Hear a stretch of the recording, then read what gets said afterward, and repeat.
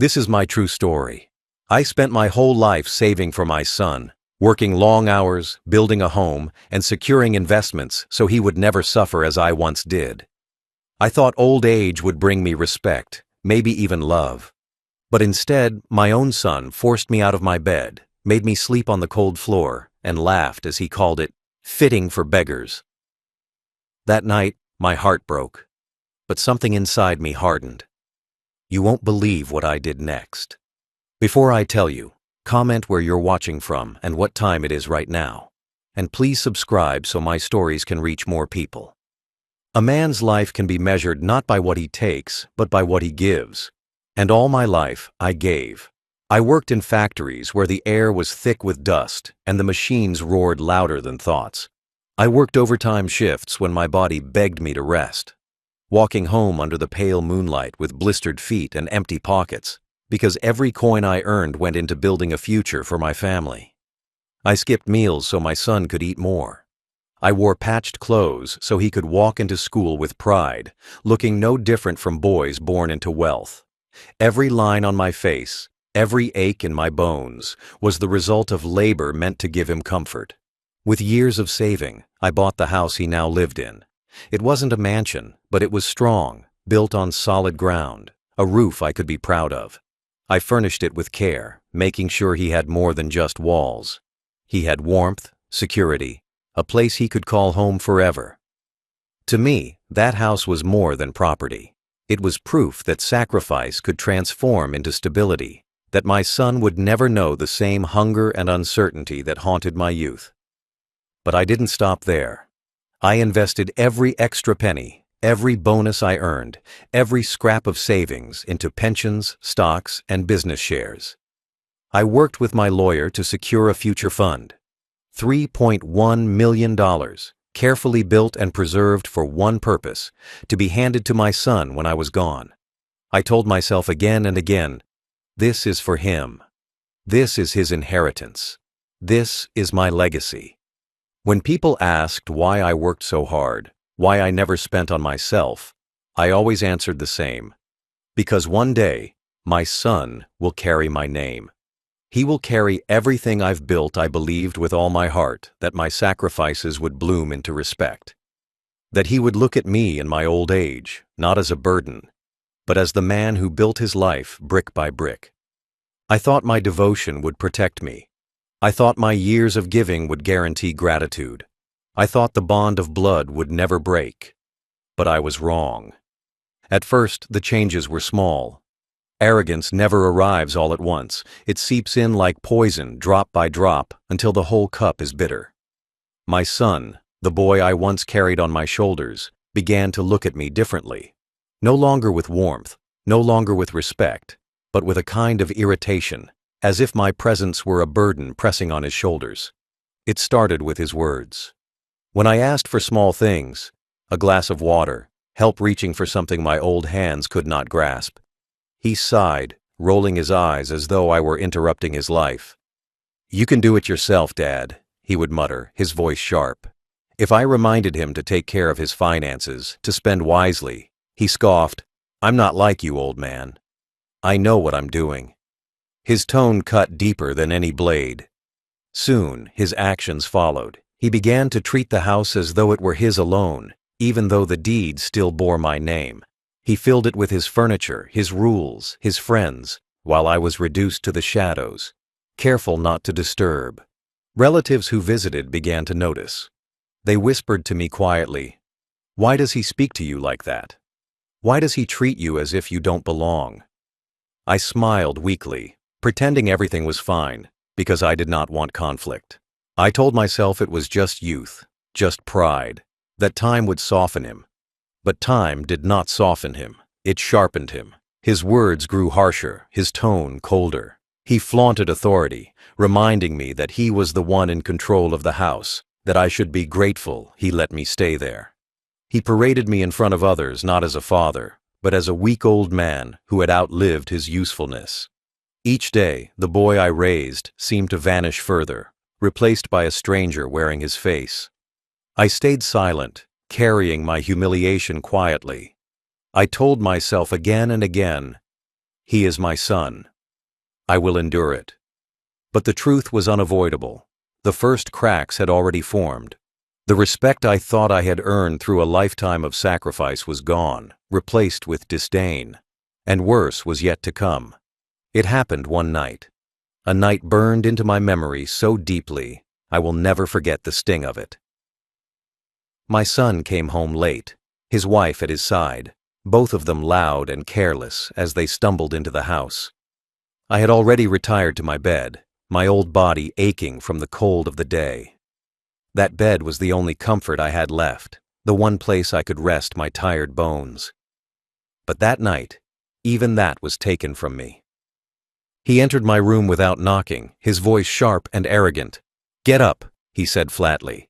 I sat up, confused, blinking in the dim light. "Why?" "What is it?" I asked softly. He sneered, pointing at the bed. "We're taking this. My wife and I will sleep here tonight. You can sleep on the floor. That's fitting for beggars like you." The words cut through me like a knife. I stared at him, searching for a trace of the son I had raised, the boy I had sacrificed for. But there was nothing, only cold cruelty in his eyes. I tried to reason with him, my voice trembling. "Son, this is my bed. My room." But before I could finish, he laughed. His wife chuckled beside him, and together they pulled the blanket from under me as though I were nothing but an inconvenience. When I hesitated, his face hardened. "If you want to stay here," he hissed, "you'll do as I say. You've lived enough of your life. Now it's mine." Then he motioned to the floor. "That's where you belong. A beggar's place." I felt the weight of shame press me down. My body stiffened, my heart pounded. Slowly, with what little dignity I had left, I lowered myself to the cold, hard floor. The wood pressed into my back, the chills seeping into my bones, but the worst pain was not physical. It was the sound of their laughter. Laughter that did not stop. Laughter that echoed as they stretched out on my bed, pulling the blankets tight, mocking me as though I were not their father, not even human. And it didn't end there. The next day, when his friends came over, he told them the story like it was a joke. "The old man slept on the floor last night," he boasted, smirking. "Fitting, isn't it? Like the beggar he is." They laughed, clapping him on the back, their eyes glancing at me with amusement. I sat in the corner, silent, humiliated beyond words. Every chuckle was a nail hammered into my heart. That was the moment the line was crossed. That was the moment the bond between us broke forever. Taking my bed was more than cruelty. It was erasing my dignity, mocking every sacrifice I had ever made. And though I said nothing that night, inside me something hardened, something colder than stone. He thought I was powerless, but he had forgotten who still held the pen that could decide his future. That night, as I lay on the cold wooden floor, staring at the ceiling above me, I felt my body ache in ways it hadn't in years. The chill crept into my bones, making every joint stiff, every breath heavy. My thin blanket did little to shield me from the cold, and the sound of my son and his wife sleeping comfortably in my bed rang in my ears like a cruel lullaby. I curled up on the floor, my knees against my chest, trying to find some warmth, but the harder I tried, the colder it felt. But the cold wasn't what hurt the most. What hurt was the memory of how many nights I had once stayed awake, working long shifts, to afford that very bed. I remembered coming home exhausted, with grease on my hands and sweat soaking through my clothes, collapsing on that mattress for just a few hours before going back out to work again. That bed had been my only comfort after decades of labor. And now, my own son had taken it from me and declared I belonged on the floor, as though I were nothing more than a beggar. Tears welled in my eyes, but I wiped them away quickly. I did not want to cry. I did not want to let the silence hear me break.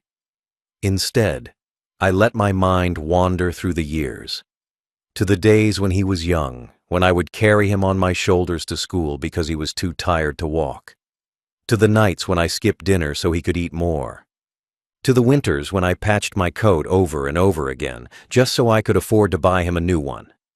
Every sacrifice replayed itself in my mind like a cruel movie, each memory reminding me of how far I had fallen in his eyes. I thought to myself, was this the reward for my devotion? Was this the respect I earned for giving my life away? The answer came not in words, but in the sound of his mocking laughter that still echoed in my ears. The same boy I once shielded from the world now used that world to laugh at me. But as I lay there, something inside me began to shift. The pain did not vanish. It grew sharper, but so did my resolve. I realized in that moment that his cruelty had crossed a line from which there was no return. This was not impatience. This was not arrogance. This was deliberate humiliation. And humiliation is a seed that, once planted, grows into something stronger. By dawn, my body was aching, but my heart was no longer breaking. It was hardening. The tears had dried on my cheeks, and in their place was something far colder. Resolve. He thought I was weak, powerless, finished. But he had forgotten one thing. He had forgotten who held the key to his future. As the first light of morning crept through the window, I pushed myself up from the cold floor, my body stiff and aching. My son and his wife were still sleeping soundly in the bed they had stolen from me, wrapped in the comfort of blankets I had once bought with my own hands. For a moment I stood there watching, not with envy, not with sorrow, but with clarity. They thought they had won. They thought they had reduced me to nothing. But they had overlooked something vital, something more powerful than money in a wallet or food on a table. They had forgotten the inheritance. All those years of work, every sacrifice I had made, had not only bought this house, it had built a fortune. Through careful savings, pensions, investments, and shares, I had created a nest egg worth $3.1 million. It wasn't luck. It was decades of planning, of going without so my family could go with. And all of it was still under my name. My name on the accounts. My name on the deeds. My name on the will. For years, my son had strutted around as though it was already his. He spoke about the future with arrogance, telling people how one day he would inherit everything I had built. He acted as though my sacrifices were his birthright, as though my fortune was just waiting to drop into his lap.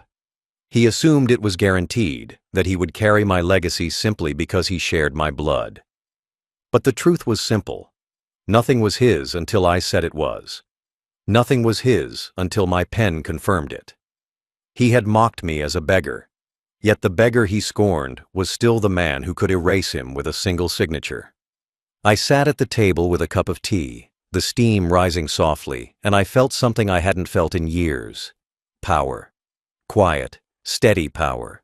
Not the power of youth or strength, but the power of choice, of ownership, of knowing that the future he counted on rested entirely in my hands. He thought he had stripped me of dignity, but dignity does not come from where you sleep. It comes from knowing that no one can take from you what you have not given. The inheritance was mine to give, and now it would become mine to take away. That morning, as the birds began to sing outside and the house filled with silence, I knew exactly what I had to do. His cruelty had planted the seed, but his arrogance had watered it, and soon, with the stroke of a pen, he would discover what it truly meant to live like a beggar. The next morning, I rose earlier than usual. My body was stiff from the cold floor, but my mind was sharper than it had been in years. The humiliation of the night before still clung to me like a shadow, but beneath it, something else had taken root. A calm, unshakable determination. My son thought I was powerless. He thought my age had reduced me to nothing more than a burden to mock. But what he forgot was that the future he counted on, the millions he bragged about, the legacy he thought secured, was still mine to decide, and I had decided. I dressed slowly, carefully, as if preparing for battle. Every button I fastened, every step I took down the hall, reminded me that this was no longer about heartbreak. It was about justice. I walked past the room where my son and his wife were still asleep in the bed that once belonged to me. For a moment, I paused at the door. His snores were heavy, his body sprawled carelessly across the mattress. He looked so certain, so untouchable. But he had no idea that his life was about to change forever. Not with noise, not with fists, but with ink. I left the house quietly and made my way to the office of my lawyer, the same man who had guided me through the purchase of the house and the investments that had built my fortune. He looked surprised to see me so early, but when I sat across from him and explained what I wanted, his eyes hardened with understanding. "You're certain about this?" he asked. His voice was steady, but his eyes searched mine. "This is not a small step. This changes everything." "Yes," I said firmly. "I have given everything to my son, my money, my time, my life. And in return, he gave me shame. Last night he forced me to sleep on the floor like a beggar. He mocked me in my own home. A son who treats his father like that does not deserve my name, nor my inheritance." He nodded slowly, then pulled out the documents. With a few strokes of his pen, the process began. The old will was nullified, the new one drafted. Page after page, the future my son believed was guaranteed slipped away from him. His name was erased, removed from every clause, every line, every dollar, and in its place, I wrote another name. My stepson, the one my son despised, the one he often dismissed as an outsider, unworthy of standing beside him. My stepson had never mocked me, never humiliated me. He was quiet, respectful, and though he was not of my blood, he treated me with more decency than the son I had raised. If my fortune was to be passed on, better it go to someone who understood respect than to the boy who had turned into a tyrant under my roof. When the final draft was placed in front of me, I took the pen in my hand.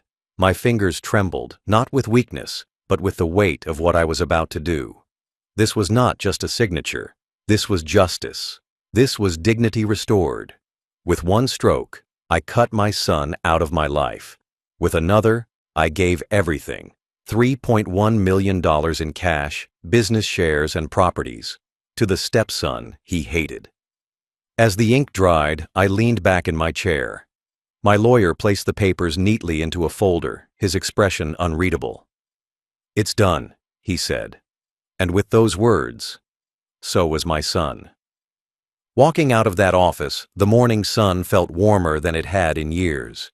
My humiliation had been answered, not with anger, but with silence and precision.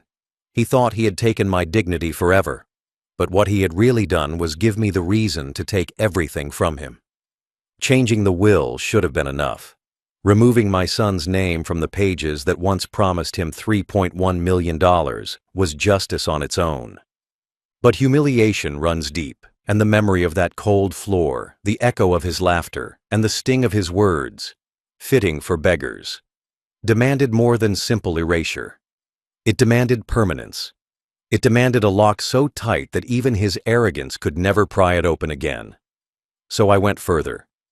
With my lawyer's guidance, I tied not just the cash, but every business share, every piece of property, every investment directly to my stepson.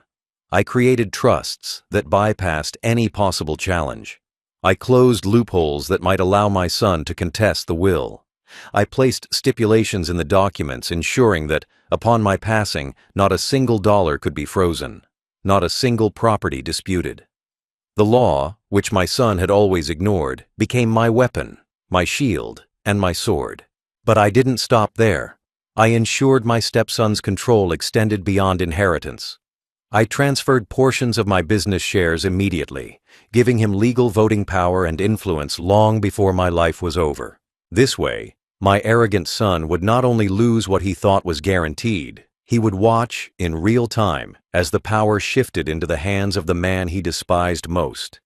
Every meeting, every transaction, every community gathering would remind him that the legacy he mocked me for was alive, but not in his hands. I imagined the look on his face when the truth came out. He had spent years ridiculing his stepbrother, dismissing him as lesser, laughing at the thought that someone without my blood could ever matter. Yet it was that same man who would now hold everything: the fortune, the properties, the respect. The arrogance my son wore like armor would crumble into dust when he realized that the future he counted on had been handed to the one he hated most. The twist was not just about punishment, it was about reversal. My son had forced me onto the floor, stripped me of comfort, and declared me a beggar. Now I had stripped him of his inheritance, forced him into the shadows, and declared him powerless. He had thought blood alone guaranteed him everything. I proved that respect, not blood, was the true currency of legacy. When the final documents were signed and stamped, my lawyer looked at me with quiet admiration. "You've not only cut him out," he said softly, "you've made sure he can never undo it." I nodded, feeling no triumph, no joy, only peace. This was not about revenge for its own sake. This was about justice written in ink, justice delivered by law. That night, as I lay once again in my bed, the one I reclaimed after they had left for the evening, I slept peacefully for the first time in months. Because now, no matter what cruelty he hurled at me, no matter what humiliation he tried to inflict, I knew the truth. I had already taken from him the very thing he valued most, his future. It was only a matter of weeks before the truth reached him. Secrets like this don't stay buried forever. My lawyer had completed the filings. The papers were official, and whispers began to circulate through the family. At first, my son dismissed them. "Lies," he scoffed. "I'm the heir. Everyone knows that. The old man can't do anything without me." He carried himself with the same arrogance as always, puffed up with the certainty that I was too weak, too old, too dependent on him to make such a move. But arrogance is fragile, and when it breaks, it shatters loudly. The truth arrived like a hammer. Relatives confirmed it to him over dinner one evening. His name was gone from my will. The $3.1 million he had boasted about, bragging to friends and colleagues as though it were already his, had been transferred, not to him, but to the one person he despised most, his stepbrother. At first he laughed, thinking it was a cruel joke. But when he stormed into my lawyer's office the next morning, demanding answers, he was met with documents bearing signatures, stamps, and seals that silenced his laughter in an instant. He erupted. "You ruined my life!" he shouted, slamming his fists on the desk. His voice cracked, filled with rage and disbelief. He ranted about betrayal, about unfairness, about how blood should mean more than paper, but the law does not bend for arrogance. My lawyer sat calmly, replying with quiet words. "Your father made his choice. Everything was done legally. You have no claim." Those words cut deeper than any insult. They stripped him bare. His fury spilled into the streets, into the family, into every corner of his life. He screamed at me in front of relatives, his voice shaking with anger. "You chose him over me?" he bellowed. I looked at him calmly, my voice steady as stone. "I chose respect over cruelty. He gave me dignity, you gave me shame, and now you will live with the result." The shock that spread across the family was swift. Relatives who once excused his arrogance began to look at him differently. Whispers filled the air, not about me, but about him. How could he treat his father like that? No wonder he was cut out. Respect shifted. Sympathy turned. The man who thought himself untouchable now stood alone. And then came the stepbrother. When he learned the truth, his reaction was nothing like my son's rage.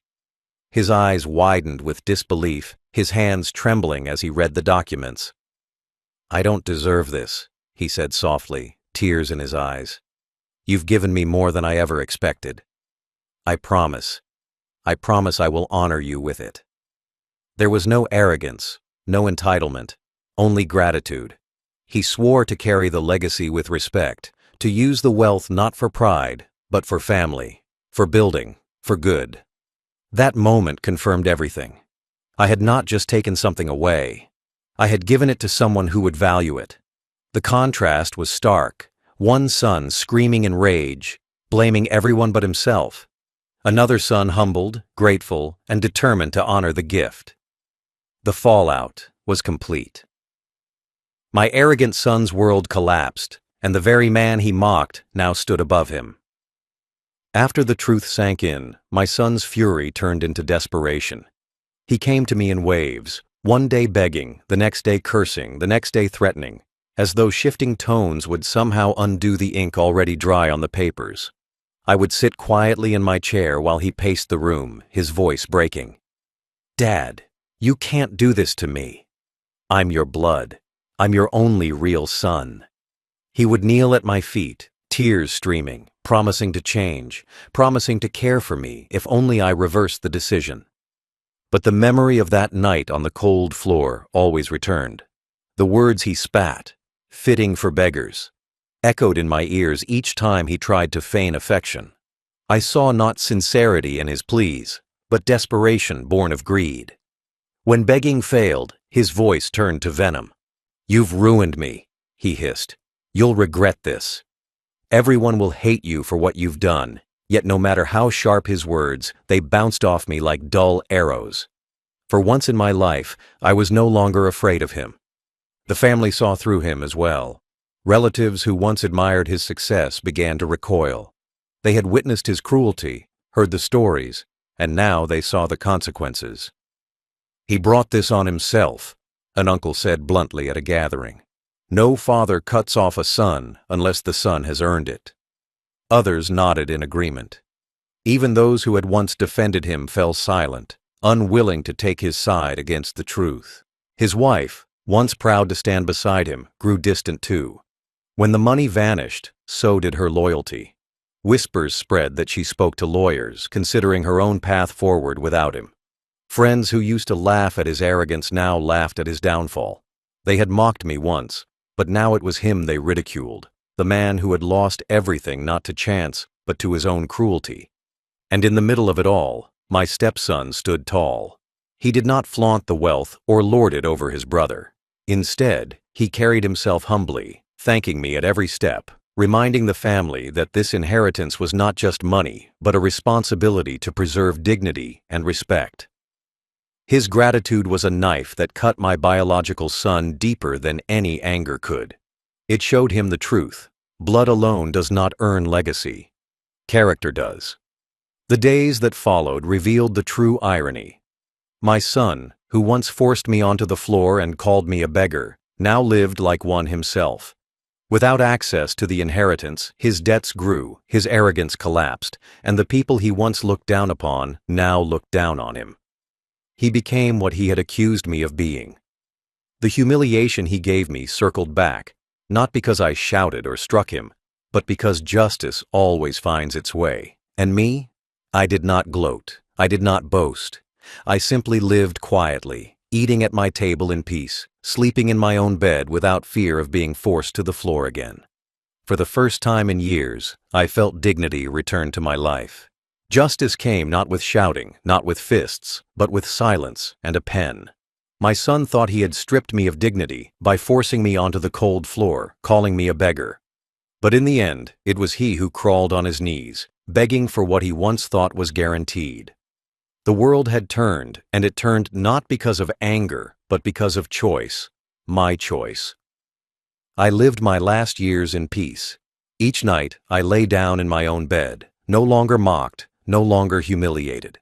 I woke each morning with a calm heart, knowing that the wealth I had built was safe in the hands of someone who valued it, someone who respected me.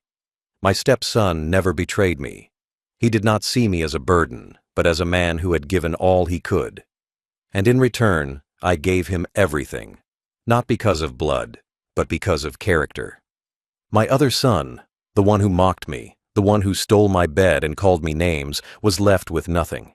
He raged, he begged, he threatened, but in the end, he tasted the life he had wished on me. He had mocked me as a beggar, but it was he who became one, stripped of wealth, stripped of respect, stripped of the future he thought untouchable. That was not cruelty. That was justice. I did not take joy in it. Joy was never the goal. Dignity was. And I found it again in the silence of nights unbroken by insults, in the mornings where I ate my meals without shame. My justice was not loud, but it was final. Final thought. He called me a beggar, so I made him one, and I gave my fortune to the son who never betrayed me.